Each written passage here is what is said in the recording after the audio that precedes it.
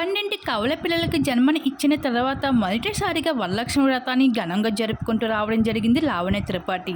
అయితే పూజ చేసుకున్నప్పుడు కూడా ప్రశాంతత లేదు నా జీవితానికి అంటూ లావణ్య త్రిపాఠి అయితే ఎమోషనల్ అవుతూ రావడం జరిగింది.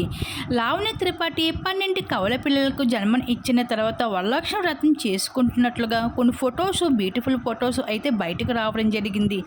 అయితే లావణ్య త్రిపాఠి వరుణ్ తేజ్ని ప్రేమించి పెళ్లి చేసుకున్న సంగతి మనందరికీ తెలిసిందే. ఈ మధ్యనే 12 కవల పిల్లలకు కూడా జన్మని ఇచ్చినట్లుగా లావణ్య సోషల్ మీడియాలో ఎన్నో వార్తలు వచ్చినప్పటికి కూడా అఫీషియల్గా విషయం అయితే ఈ వార్త అయితే ఇప్పటికీ కూడా రివీల్ చేయలేదు మెగా కుటుంబం.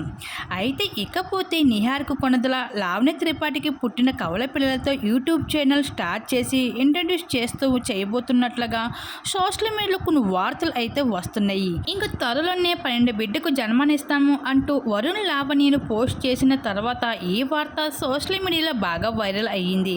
అయితే లావణ్యని అయితే వరుణ్ తేజ్ పెళ్లి చేసుకున్నప్పుడు కోడలుగా అయితే మెగా ఫ్యామిలీ అస్సలు ఏమాత్రం కూడా ఒప్పుకోలేదు. కానీ వరుణ్ తేజ్ లావణ్యని ప్రేమించాడు కాబట్టి పెద్దలను ఒప్పించి పెద్దల అంగీకారంతో ఎంత అంగరంగ వైభవంగా పెళ్లి చేసుకున్నాడో మనందరికీ తెలిసిందే. ఇంకా పెళ్లి బంధంతో అయితే లావణ్య త్రిపాఠి అయితే వరుణ్ తేజ్ని పెళ్లి చేసుకుని మెగా ఇంటి కోడలుగా అడుగుపెట్టింది.